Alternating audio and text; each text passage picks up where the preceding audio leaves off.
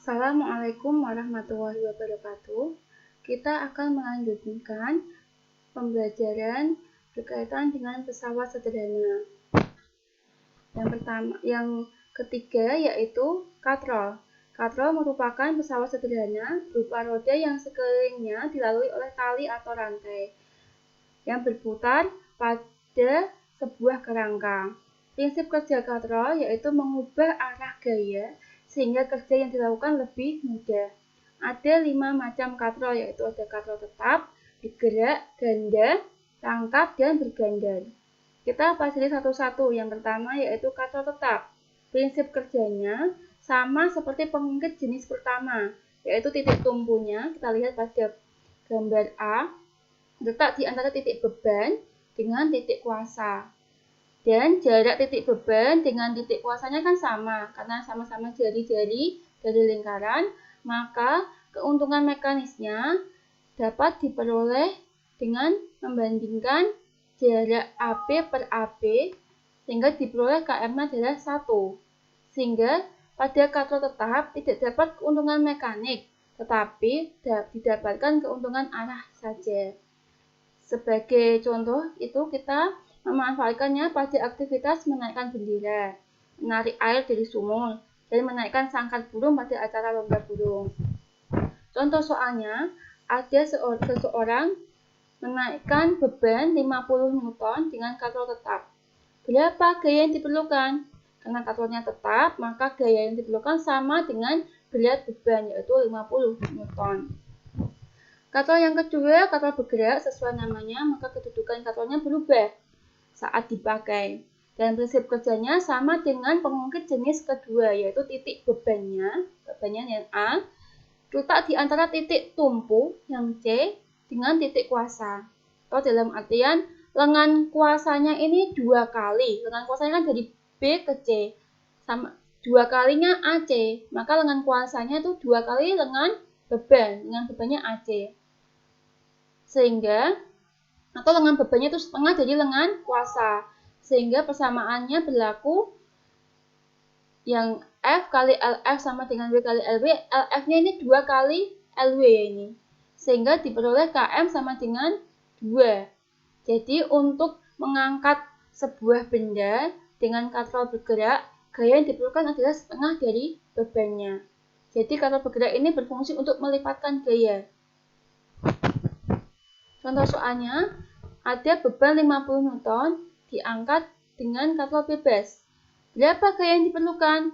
Ya, langsung saja setengah dari beratnya, yaitu setengah dari 50 atau 25 Newton. Yang ketiga adalah sistem katrol atau katrol ganda atau katrol majemuk. Gambarnya seperti dilihat pada layar ya. Itu gabungan dari katrol tetap dengan katrol bergerak.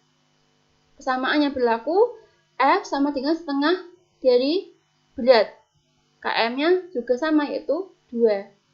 Dengan sistem katrol, kuasa yang diperlukan untuk mengangkat beban tersebut dapat semakin kecil. Gaya yang dibutuhkan untuk mengangkat beban ini semakin kecil ya. Kita lihat contoh soalnya.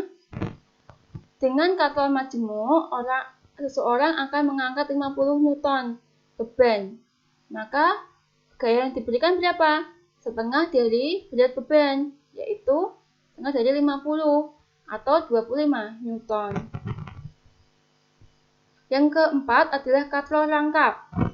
Adalah gabungan beberapa katrol yang disusun berjajar ke samping atau ke bawah. Nah, KM-nya ini diperoleh dengan menghitung jumlah tali yang menopang beban. Seperti gambar, ini KM-nya ada 4. Talinya 1, 2, 3, 4. Ada 4 tali. Maka KM-nya adalah 4. Contoh soalnya, sebuah benda beratnya 1200 Newton diangkat dengan katrol majemuk gabungan 4 katrol. Hitung besar gaya minimum yang diberikan. Karena talinya ada 4, maka KM-nya adalah 4. Sehingga untuk mencari KM kan itu W per F. Mau nyari F berarti kita bisa ruaskan. F-nya berarti W per KM. Kita masukkan W-nya 1200 dibagi 4, maka diperoleh F-nya adalah 300 Newton. Yang terakhir adalah katrol berganda, yaitu gabungan dari beberapa katrol yang disatukan sumbunya. Sumbunya di sini sama. Ini ada katrol kecil dan katrol besar. Untuk menghitung katrol berganda ini keuntungan mekanisnya dengan persamaan R besar, jadi jari katrol besar dibagi dengan R kecil. Nah, pada katrol berganda ini, katrol besar untuk gaya yang bekerja, sedangkan katrol kecil untuk bebannya. Yang terakhir, pesawat sederhana yang terakhir yaitu roda gigi atau gear. Gear adalah sepasang atau lebih roda bergigi yang saling berhubungan. Prinsip kerjanya pada roda berporos ini yaitu gaya kuasa bekerja pada roda yang besar, sedangkan gaya beban bekerja pada roda yang kecil. Ini biasanya diterapkan pada sepeda ya. Ada beberapa hubungan roda-roda, ada 3. Ketika rodanya bersinggungan, maka berlaku kecepatan sudut berbeda antara roda besar dengan roda kecil, tapi kecepatan linearnya sama. Untuk mencari km-nya yaitu N2 jumlah putaran roda kecil dibagi N1 jumlah putaran roda besar. Kemudian ketika rodanya itu dihubungkan dengan rantai, maka kecepatan linearnya sama, tapi kecepatan sudutnya berbeda, kebalik ya. Kebalikan dengan yang pertama tadi. Untuk km-nya N2 per N1 sama.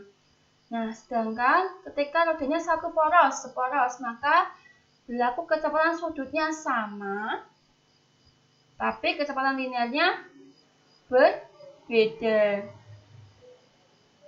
Berkebalikan dengan, kalau tadi yang 1 sama dengan 2, tapi yang 3 ini berbalikan. Nah, untuk mencari km-nya yaitu R2, jari-jari roda kecil dibagi dengan jari-jari roda pertama. Maksudnya yang besar gitu ya. Nah, seluruh pesawat sederhana tadi yang kita pelajari dari yang pertama tuas, ada bidang miring, katrol, dan gear itu tidak lain tidak bukan berfungsi untuk mengubah satu bentuk energi menjadi energi dalam bentuk lain.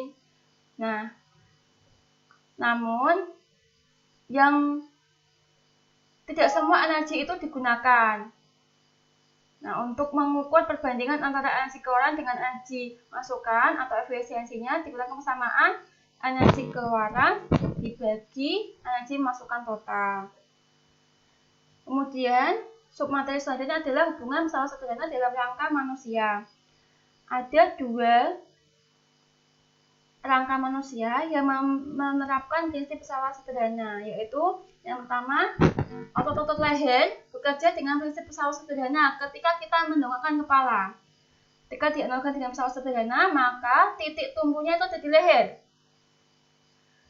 Sedangkan dagu adalah titik beban dan kepala sebagai gaya atau titik kuasanya. Sehingga ini sesuai dengan pesawat sederhana sistem pengungkit tipe pertama. Kemudian, bagian yang lain adalah ketika kita mengangkat beban menggunakan tangan, maka lengan bawahnya akan terangkat. Sehingga titik bebannya ada di jari, titik kuasanya ada di lengan, titik tumpunya ada di siku. Nah, ini sesuai dengan pesawat sederhana sistem pengungkit tipe ketiga, karena titik kuasanya berada di antara titik tumpu dan titik beban. Nah, demikian beberapa pesawat sederhana, ada 4 yang kita sudah pelajari. Ada tuas atau pengungkit, ada bidang miring, ada katrol yang ada 5 macam, dan ada roda berporos atau gear. Kemudian kita juga mempelajari tentang keterkaitan prinsip pesawat sederhana dengan sistem rangka manusia. Semoga kalian memahaminya. Sekian dari saya. Assalamualaikum warahmatullahi wabarakatuh.